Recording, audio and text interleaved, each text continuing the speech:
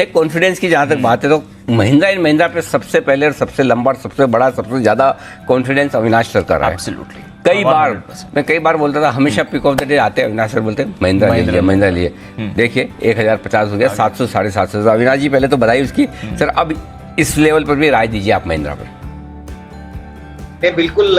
In fact Anil ji, मैं पहले तो वागले जी को थैंक यू कहूंगा क्योंकि टेक्निकली अभी उनको ये स्टॉक पसंद लग रहा है, लेकिन मुझे लग रहा है कि इवन करंट लेवल्स पे अगर कोई खरीदता है तो करीबन 1250-1300 का लेवल पॉसिबल है। ऑटोमोटिव बिजनेस बहुत बढ़िया चल रहा है। इनफैक्ट XUV 700 जो उनकी गाड़ी है वहां पे करीबन 8 से 9 महीने की वेटिंग है। महिंद्रा थार के लिए भी करीबन 6 महीने की वेटिंग है। ट्रैक्टर के लिए भी जो आउटलुक है वो काफी प्रॉमिसिंग है। तो मुझे लग रहा है कि अभी भी इस लेवल पे अगर कोई खरीदना चाहे और कम से कम 6 to 12 मंथ्स का टाइम फ्रेम रखता है तो 1250-1300 का टारगेट लेके इसको खरीदना चाहिए। ऑटो में डेफिनेटली ग्रीन शूट्स दिख रहे हैं और बहुत अच्छी तेजी इस स्टॉक में आपको आने वाले क्वार्टर्स में देखने को मिलेगी। इनफैक्ट अनिल जी, देखिए बायबैक की लॉजिक तो आपने बहुत अच्छी तरह से समझाई, लेकिन फंडामेंटली मुझे लग रहा है कि देखिए ये कंपनी काफी वेल पोजीशन्ड है। अभी कोविड खत्म हो चुका है, नॉर्मल सी आई है, तो जिस प्रकार का बिजनेस इनका पिछले 2 साल में हिट हो गया था वो आने वाले 1-2 साल में बहुत तगड़े तरीके से इंप्रूव हो जाएगा। मेरे ख्याल से इनका जो सब्सक्रिप्शन मॉडल है वो बहुत ही प्रॉफिटेबल है। करीबन 150 करोड़ की कैश इनके पास है। फ्री कैश फ्लोज काफी अच्छी तरह से ये जनरेट करती है और मुझे लग रहा है कि बायबैक होने के बाद भी इस स्टॉक में अच्छी खासी अपसाइड आपको मिलेगी, क्योंकि ऑब्वियसली लोअर इक्विटी पे जो ऑपरेटिंग नंबर्स आएंगे जैसे return on equity, earning per share growth, earnings growth, ये बहुत दमदार लगेंगे। तो मेरे ख्याल से बायबैक में वही लोग शेयर ऑफर करें जिनको शॉर्ट टर्म नजरिया है, लेकिन लॉन्गर टर्म में मुझे लग रहा है कि करीबन 1150-1200 का बेस वैल्यू का स्टॉक का पोटेंशियल है। तो यहाँ पे डेफिनेटली पॉजिटिव व्यू रहेगा। लॉन्ग टर्म के लिए डेफिनेटली ये कंपनी काफी अच्छे नंबर्स दिखाने की क्षमता रखती है।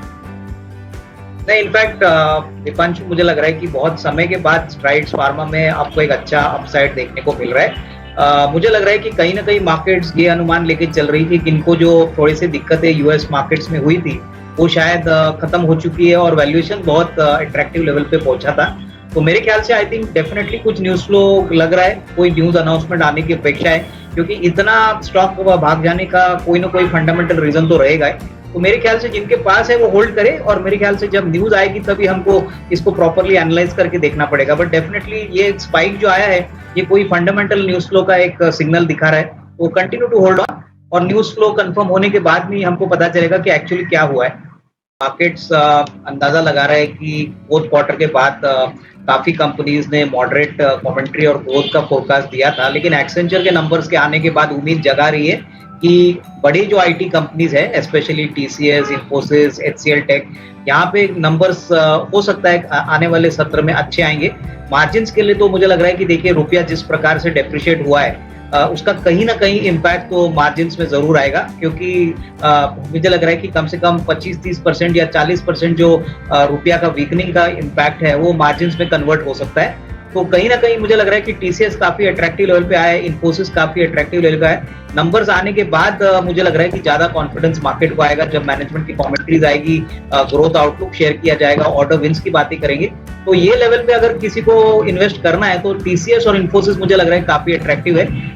कहीं ना कहीं मुझे लग रहा है कि मार्केट्स नंबर्स देखेगा और नंबर अगर उम्मीद से काफी बेहतर आते हैं तो मेरे ख्याल से इसमें बहुत अच्छा अपसाइड देखने की पॉसिबिलिटी रहेगी। तो इन लेवल से मुझे नहीं लग रहा है कोई बड़ी गिरावट आएगी। जो भी नेगेटिव्स थे यूएस के मार्केट के रिसेशन के पॉइंट ऑफ व्यू से वो मेरे ख्याल से काफी हद तक शेयर प्राइसेस में फैक्टर्ड इन है। तो Deepanshu, this is a good time to accumulate good quality stock, specially TCS and Infosys. जी, कोई राइट टाटा पावर पर जब से एक्चुअली वो ब्लैक रॉक की डील अनाउंस हुई तब से स्टॉक कहीं नहीं गया। आई थिंक पूरी न्यूज उस दिन प्राइस इन हो चुकी थी, बट अब क्या रहा है वापस 200 की तरफ फिसलने के बाद टाटा पावर पर सर? नहीं, मुझे लग रहा है कि दीपांशु देखिए शॉर्ट टर्म में तो ऑलरेडी स्टॉक काफी भाग चुका है निचले लेवल से, लेकिन अगर हम अगले साल या उसके आगे की बात करें तो टाटा पावर ने स्ट्रेटेजिकली कहा है कि काफी सिग्निफिकेंट मूव इनके बिजनेस मिक्स में आने वाला है, स्पेशली सोलर, रिन्यूएबल और ग्रीन एनर्जी को लेके। इलेक्ट्रिक व्हीकल के इंफ्रास्ट्रक्चर में भी काफी हेडरूम इन्होंने कही है कि काफी बड़ा स्कोप और अपॉर्चुनिटी है। तो मुझे लग रहा है कि देखिए जिन्होंने खरीदा है वो अभी होल्ड करे अगर फ्रेश खरीदारी करनी है तो कम से कम 12 से 18 महीने का व्यू रखें, क्योंकि इस कंपनी में हम समझते हैं कि ये लार्जली एक मोनोपोली बिजनेस है। पावर जनरेटिंग कंपनीज में अभी टैरिफ रेट्स भी बढ़ने की बातें हो रही है, और प्लस ये जो पूरा शिफ्ट है बिजनेस का, इसको एक बार आप 12-18 महीने के बाद देखोगे तो इसमें डेफिनेटली ह्यूज अपॉर्चुनिटी है ग्रोथ के लिए। तो लॉन्ग टर्म इन्वेस्टमेंट के लिए मैं समझता हूँ कि कोई भी गिरावट अगर आती है तो इसको स्लोली एक्यूमुलेट करिए।